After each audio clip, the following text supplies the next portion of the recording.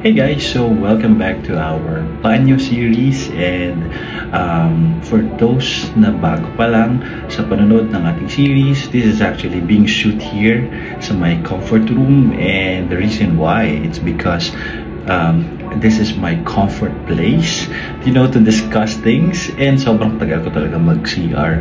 Definitely, I usually play games, tapos nag-iisip ng kung ano-ano, and yeah, yun ang gagawin natin sa video na to, just to discuss things in my mind. Ano pa ba mga experiences ko on a particular days, and trending topics that we wanted to talk about, and my opinions about it. So let's start for our topic for today. This is actually like an experience that I wanted to share to everyone. So we had a night out over the weekend, and this is actually with my friends, my batchmates from college in the University of the East, Manila. Shout out. So nagkayaan kami last December, just to give you a history, na parang they wanted to try like a legit club or bar to experience ano ba meron dun. But definitely kasi on my end, I was able to to experience it already on my end, since I have friends that usually go to the bar and clubs and even sa mga events, diba? So na-try ko na talaga. So we decided to book at Distillery sa Uptown, and ang storya is we're very early, like usually 10:30 dapat ang open, pero they start magpapasok like around 11, and we're the first one to arrive in the club. As in, wala pang tao, kami lang, and then we're nagkakwentuhan agad kami at the same time, parang yun, na-amazed yung mga kasama ko rin. And like around 11:30 we started drinking. So this is actually the video of our first shot yun, and parang mga 11:30 wala pang halos umiinom, as in talagang pinupuno pa lang yung area. Usually sa mga ganyan clubs and bars, nagkakaroon pa yun ng warm up hour, like around 12 to 1:30, tapos doon pala mag-i-start na, alam mo yun, maging active, alive yung buong crowd. So definitely hindi na namin yun nahintay, because we build out ng around 1:30 AM if not mistaken. So parang pa-start pa lang, pero ubos na yung drinks namin. Nakailang food kami, take note. So we ordered their chicken strips, tapos nachos, lahat yun naubos, even the popcorn naubos.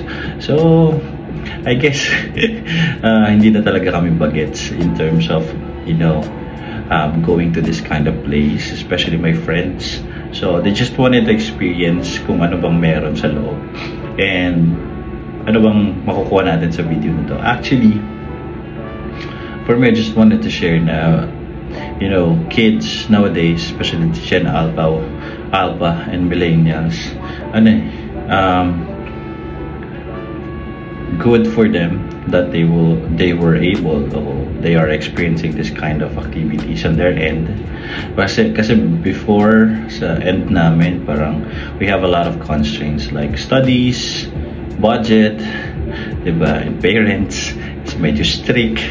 So definitely hindi namin talaga siya na-experience back in the years when we were just college students, or even after graduating. So ngayon lang kami rin nagkaroon ng budget, to be honest, and nagkayaan, to be honest. And sobrang siguro nakakatuwa lang na at least na-experience na namin, diba? Another thing is, siguro if you're gonna be going to this kind of place, you have to make sure that you're safe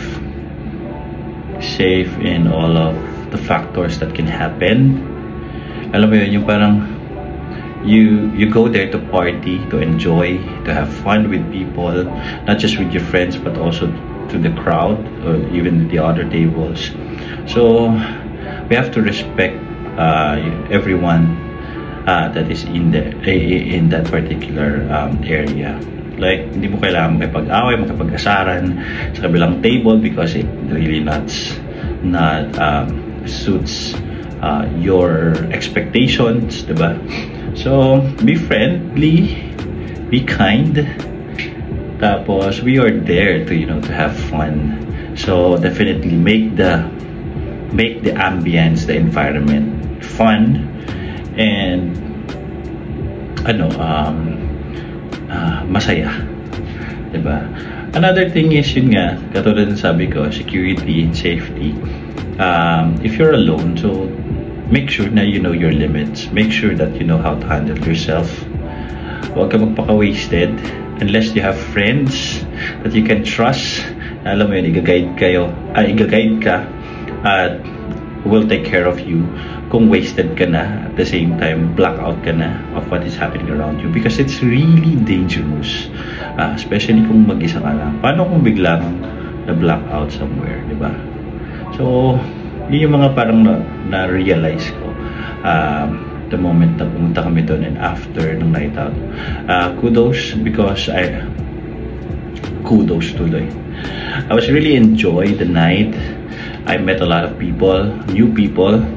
I'm not very outgoing person, pero I just wanted to to relax and enjoy the moment. So all throughout the event or all throughout the night, nakatayo and just jamming with the music, really cool and nice music. Playlist ni DJ. Shout out to our DJ that night. And yeah, I think feeling ko naman nag-enjoy yung mga kasama ko.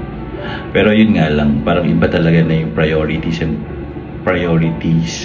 taste, at saka yung parang expectation sa mga ganitong klaseng event or activities.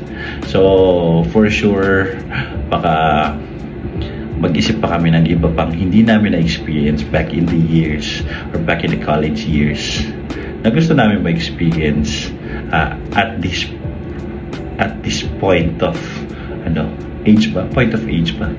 point of time, at this age, yeah. So yeah, I think that's it. If you guys have the same experience with us, like sobrang hindi mo na-experience before na ngayon mo na-experience, you can actually comment and share it to us. Tapos pag-usapan natin kung ano yung mga funny stories that you guys was able to experience afterward, at saka kung ano yung mga na-realize nyo na kaya mo pa ba to, o kaya naman is may enjoy mo pa ba to, yung mga ganun. So I'll see you in my next video. Bye bye.